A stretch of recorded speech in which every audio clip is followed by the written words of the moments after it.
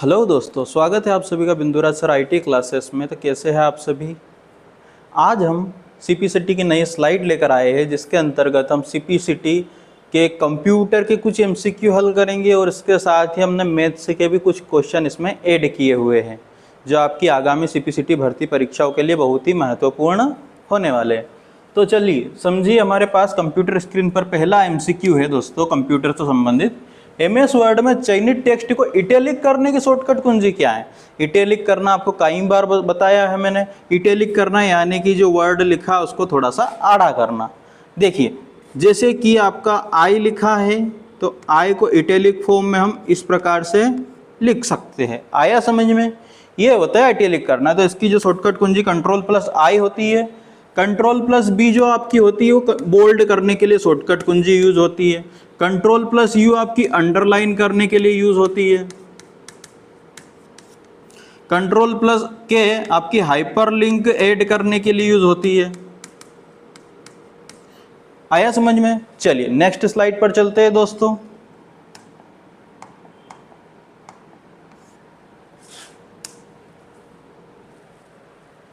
देखिए, यहाँ पर भी हमारे सामने सीपीसीटी का बहुत ही महत्वपूर्ण एमसीक्यू सामने है। निम्नलिखित में से कौन सा एक सिस्टम सॉफ्टवेयर का उदाहरण है। देखो, पहले मैं आपको बता दूं कि जो सॉफ्टवेयर होते हैं वो तीन प्रकार के होते हैं। एक होता है सिस्टम सॉफ्टवेयर। ऐसे सॉफ्टवेयर जो सिस्टम के साथ में इनबिल्ट आते हैं सिस्टम सॉफ्टवेयर कहलाते हैं। दूसरा रहता है आपका एप्लीकेशन सॉफ्टवेयर।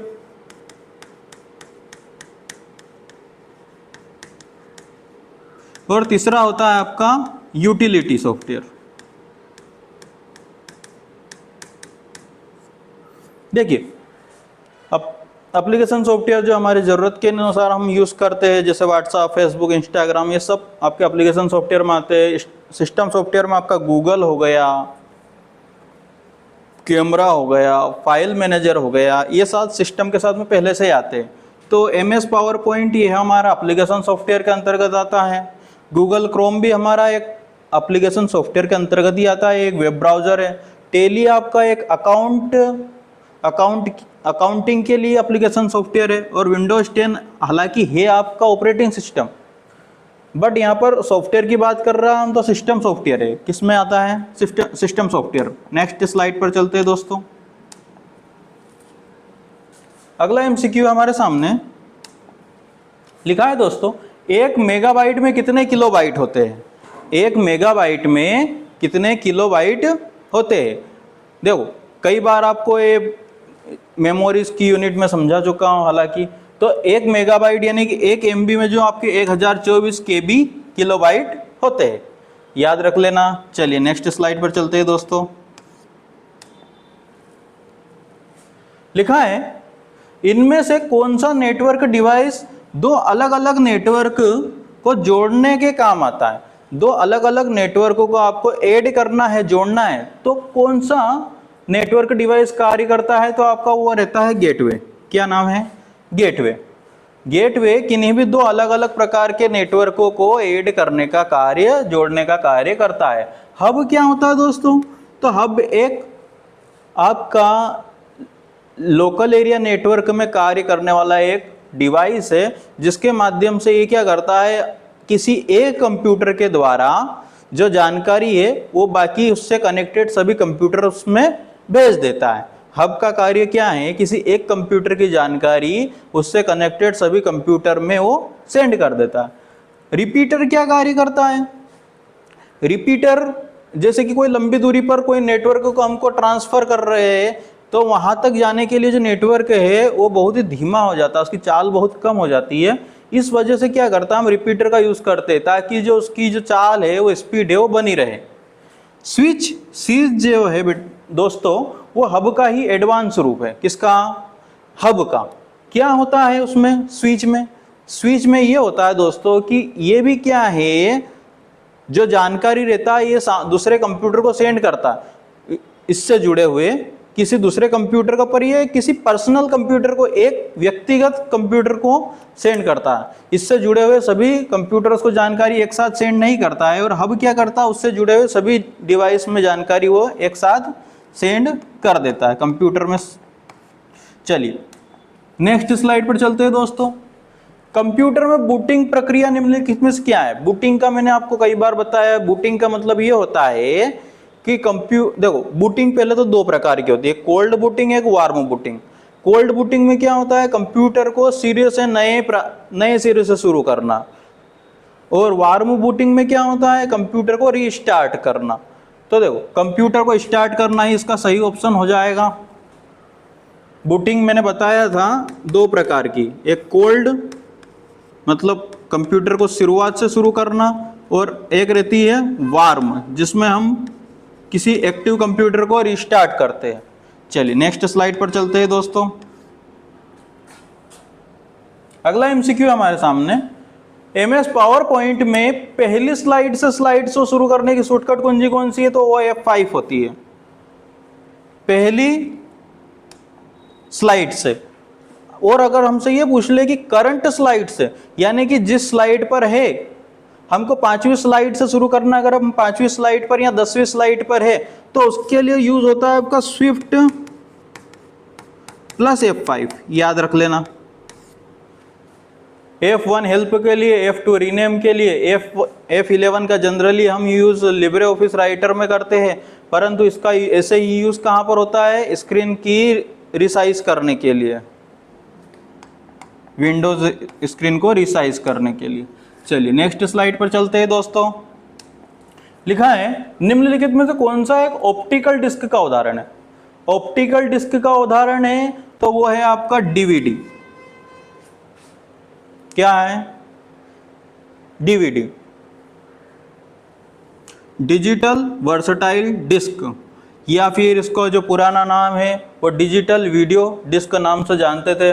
जो आपकी हार्ड डिस्क है और फ्लॉपी डिस्क है, ये आपकी मैग्नेटिक मेमोरी के उदाहरण में आता है। जो आपकी रैम है ये आपकी प्राइमरी मेमोरी है कंप्यूटर की, मैंने कई बार बताया है आपको, रैम और रोम। चलिए नेक्स्ट स्लाइड पर चलते हैं दोस्तों।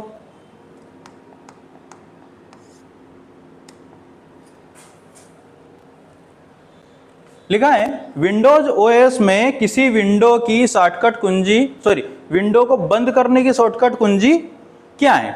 विंडोज ओएस में किसी विंडो को बंद करने की शॉर्टकट कुंजी आपको मैं बता देता हूं, Alt F4 होता है। क्या होता है? Alt F4। इससे आपके सामने एक ऑप्शन खुल के आता है जिसके अंतर्गत आपका शट डाउन और रिस्टार्ट वगैरह करने का ऑप्शन इसके में ओपन होता है। चलिए नेक्स्ट स्लाइड पर चलते हैं दोस्तों। डेटा को प्रोसेस करने के लिए सीपीयू का कौन सा भाग जिम्मेदार है? प्रोसेस करना किसी डेटा को, तो उसके लिए आपका ALU जिम्मेदार है। ALU सीपीयू का एक यूनिट होती है जिसका नाम है अरिथमेटिक एंड लॉजिक यूनिट। क्या नाम है दोस्तों? Arithmetic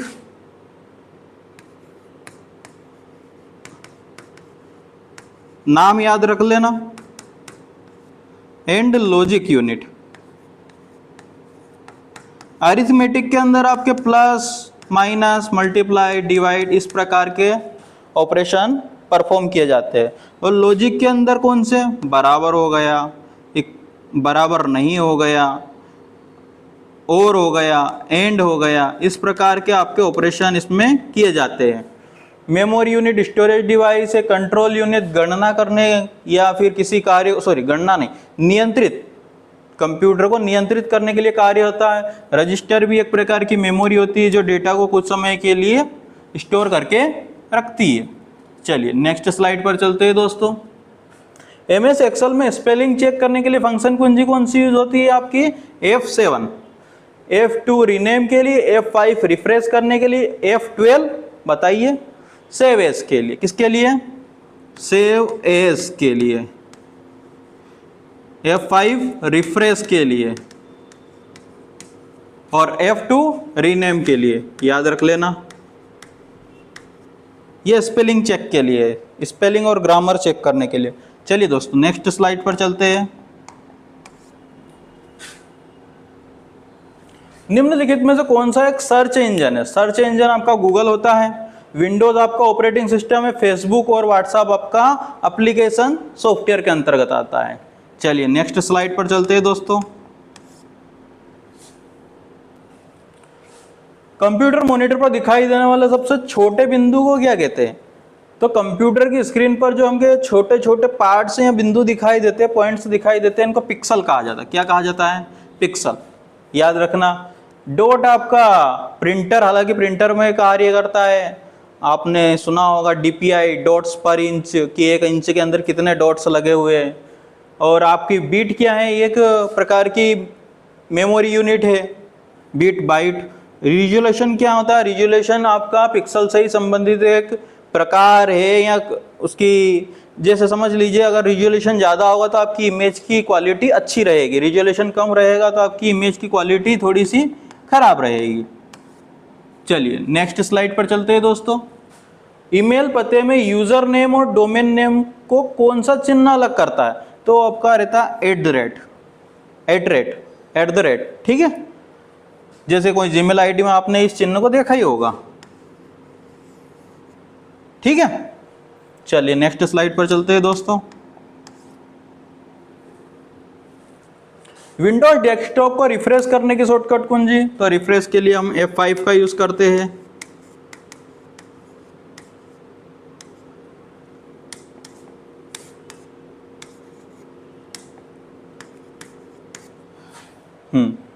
F1 rename, F1 help window, F2 rename.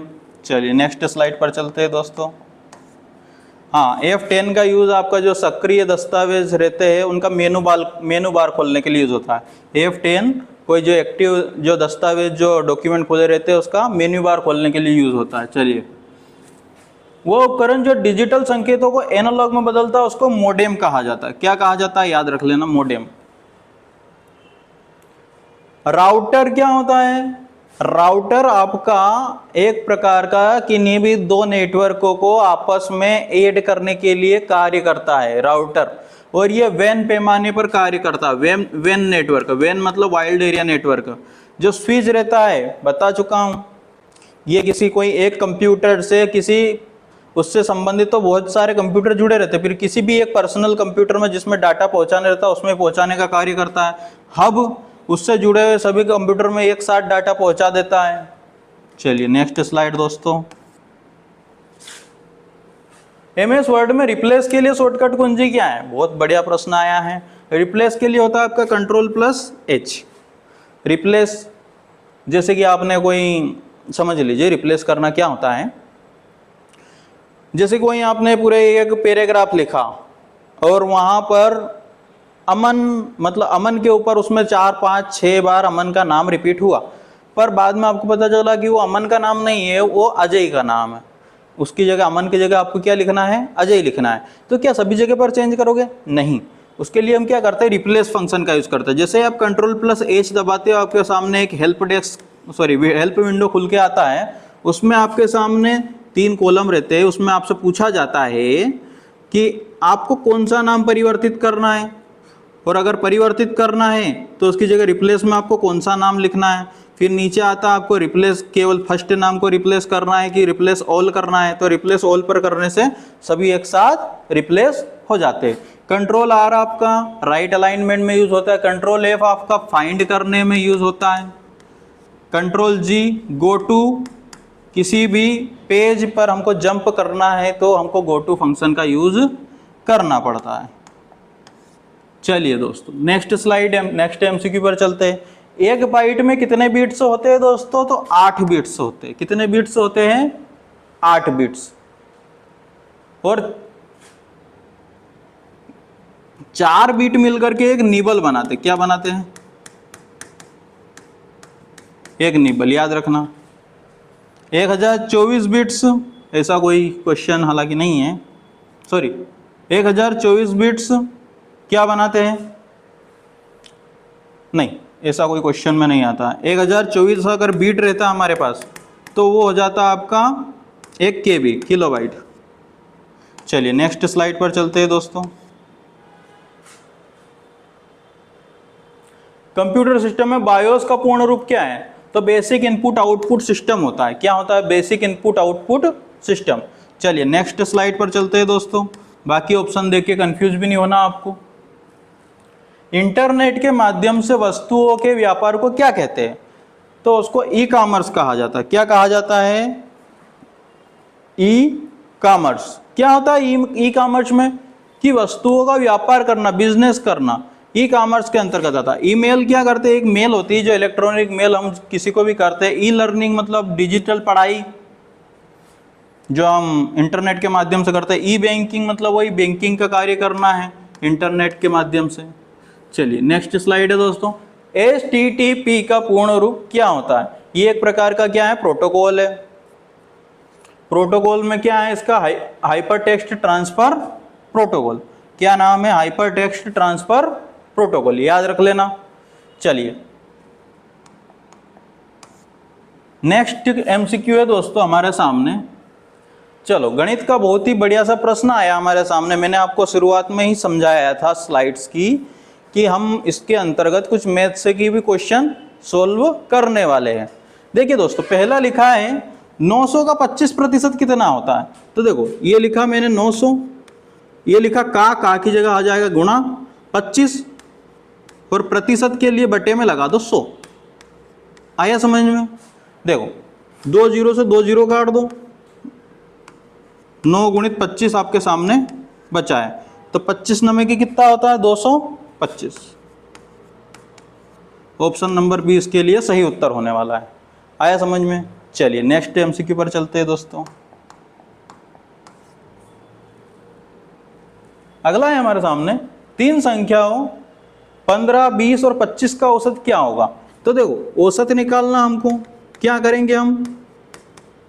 तीनों को जोड़ दो, 15, 20 और 25, और इसमें भाग कितना लगा दो? संख्याएं कितनी है? 3 है, तो औसत निकालने के लिए उतनी ही संख्याओं का भाग हो जाएगा। तो देखिए 25 और 15 कितने हो जाए? 40, 40 और 20 60, और बटे में कितना है? 3। 3 से कितनी बार कटेगा? 20 बार। तो इसका ऑप्शन नंबर बी उत्तर सही हो जाएगा। चलिए दोस्तों नेक्स्ट स्लाइड पर चलते हैं।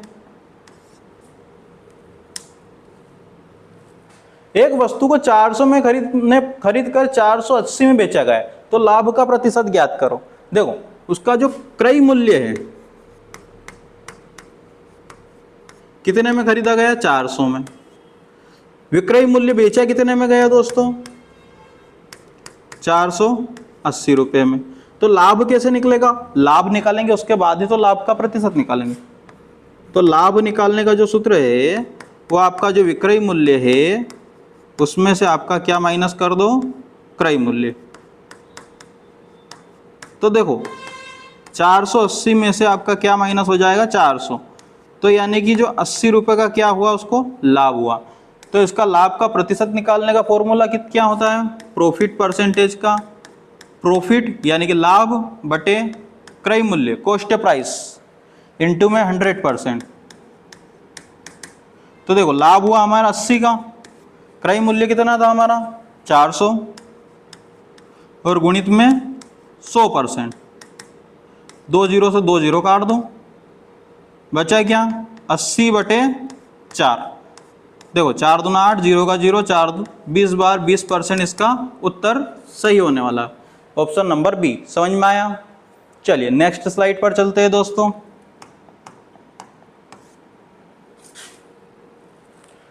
दो 2000 का 5% वार्षिक दर से 2 वर्ष का साधारण ब्याज क्या होगा? देखो मैंने आपको पिछली क्लास में भी बताया था कि अगर आपको 5% निकालना है तो जो भी दिया है उसमें 1 अंक छोड़ के पॉइंट लगा दो और उसमें 2 का भाग लगा दो। क्या करो? 2 का भाग लगा दो। तो देखो 2000 का पहले तो हम 5% निकालते, तो 2000 का 5% कैसे निकालेंगे? मैंने कहा है कि 1 अंक छोड़ के पॉइंट लगा दो और उसमें 2 का भाग लगा दो। तो देखो ये 200 हो गया, 200 में 2 का भाग लगाएं तो कितना हो जाएगा? 100। पर हमसे 2 वर्ष का साधारण ब्याज पूछा, ये 1 वर्ष का आया, तो 2 वर्ष का क्या हो जाएगा? 2 का गुणा कर दो, तो 200 क्या आ जाएगा? 200। इसको आप फॉर्मूले से भी कर सकते हो बकायदा, कि जो SI साधारण ब्याज का फॉर्मूला होता है P मूलधन गुणित R गुणित T टाइम, रेट गुणित टाइम बटे 100। P कितना है आपके पास? 2000 रुपये। R कितना है? 5%। और टाइम कितना है? 2 साल बटे में 100। 2 जीरो से 2 जीरो काट दो, देखो 20 पंजे 100, 100 दूने की 200, उत्तर वही होने वाला है। चलिए नेक्स्ट स्लाइड पर चलते हैं दोस्तों।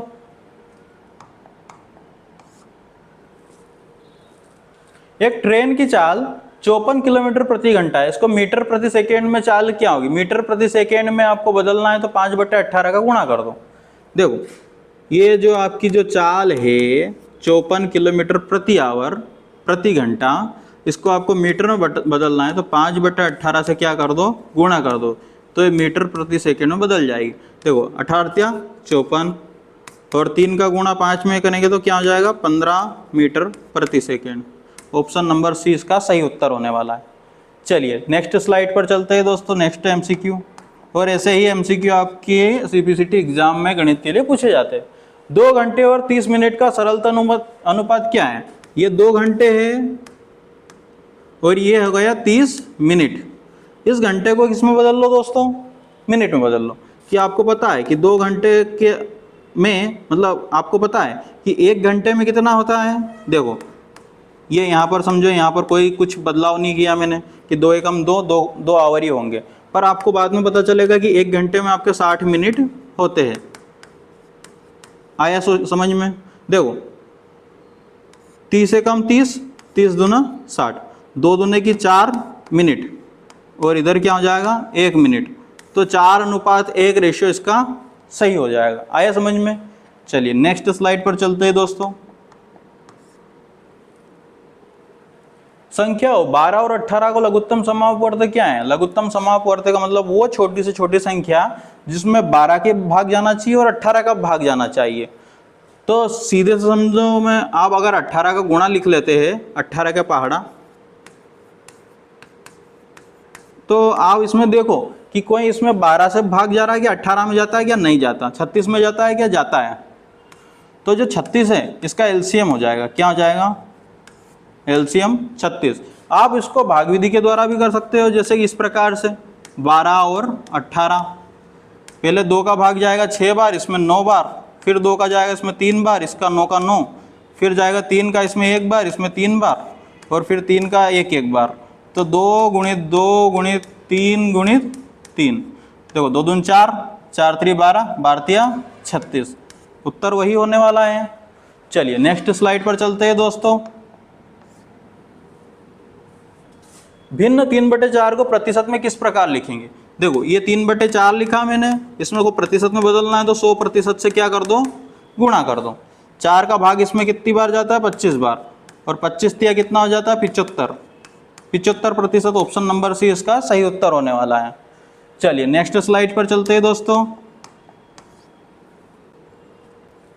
समीकरण 4x धन 10 बराबर 30 में x का मान क्या है? देखो ये 4x धन 10 बराबर 30, देखो x का मान निकालना है तो पहले ये जो अचर है उसको उधर पहुंचा दो, 10 को उधर पहुंचा दो, तो 10 इधर प्लस का है, उधर जाएगा तो माइनस का 10, तो 4x बराबर कितना हो जाएगा दोस्तों? 20।